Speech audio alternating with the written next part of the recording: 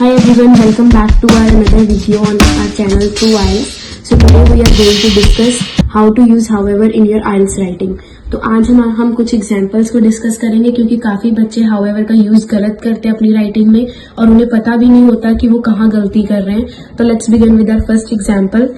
तो एक सबसे इजी तरीका however को यूज करने का ये है कि हम पहली लाइन को लिखें, उसके बाद फुल स्टॉप लगा के एच कैपिटल करके कॉमा लगा के अपनी नेक्स्ट लाइन लिखें.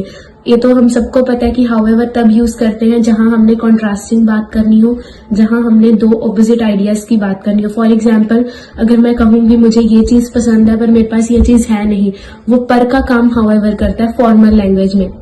अगर बट हमारे पास इनफॉर्मल वर्ड है तो हाउएवर हमारे पास एक फॉर्मल उसकी ऑल्टरनेटिव है.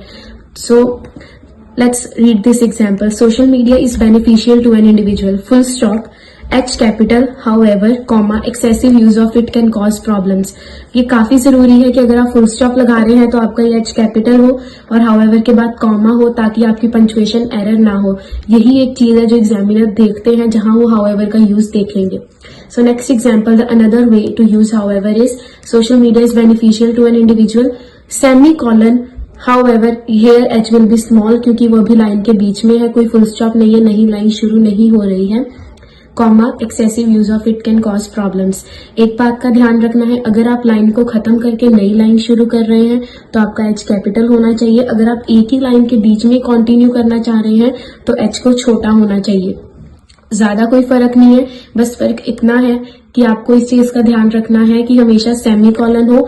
बच्चे बस इस चीज की गलती करते हैं कि सेमी कॉलन की जगह वो कॉमे का यूज करते हैं जिसकी वजह से उनके स्कोर काफी कम होते हैं क्योंकि वो पंक्चुएशन की errors. In this example has been considered very important by IDP ने हमेशा यही रेकमेंड किया कि आप इस तरह की एग्जाम्पल इस तरह से किसी कनेक्टर को अपनी लाइन में यूज करो.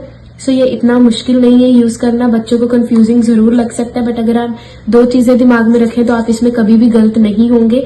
सबसे पहली चीज, जो आपकी पहली लाइन है उसको सिंपली लिख देना है कॉमा लगाने तक.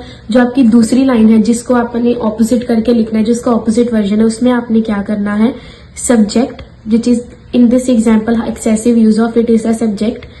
Then we will put our modal verb और यू कैन से आपकी जो भी हेल्पिंग वर्ब है वो लिख के उसके बाद आपने अपनी कंजक्शन लगानी है और फिर आपकी जो मेन वर्ब और जो बाकी का सेंटेंस है.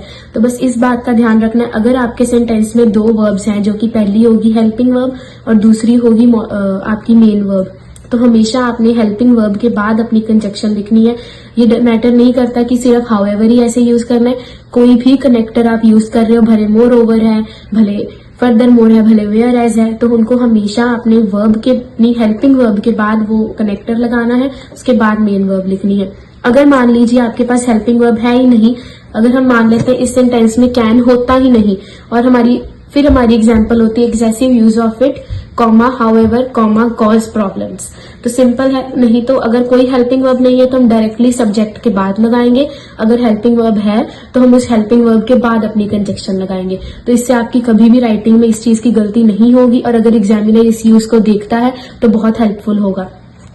Next is social media is beneficial to an individual. Excessive use of it can cause problems. However, so इसमें क्या करते हैं, इसमें बहुत इजी है. आपने अपनी पूरी पहली लाइन लिख लेनी है और दूसरी लाइन भी लिख लेनी है. उसके बाद फुल स्टॉप लगाने से पहले कॉमा लगा के हाउएवर, एच छोटा होगा क्योंकि वो लाइन के बीच में है, and then full stop. This is all you have to learn. अगर आपको और एग्जाम्पल्स के बारे में जानना है और प्रैक्टिस करनी है, please contact us and comment if you need any help. Thank you so much.